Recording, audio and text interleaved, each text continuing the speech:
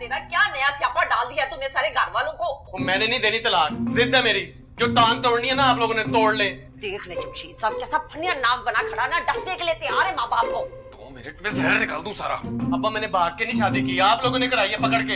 हाय सल्लू हमसे कसूर हो गया है, इस जुर्म के लिए ना तू हमें ले जा थाने हथकड़ियां बना के और फाइल लगा दे।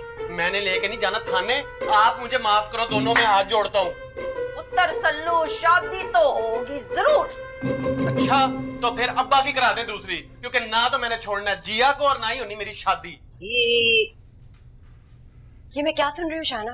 ठीक सुन रही हैं आप, मैंने नहीं करनी कोई शादी ये किंजा शिंजा से। तमीज से बात कर सल्लू, मैंने तेरी जुबान काट के ना तेरे हाथ में पकड़ा देनी है। और कट दे अम्मा, मैं तेरू लिख के दे दूंगा नो, मैं नहीं करनी कोई शादी। क्या हो गया इसे?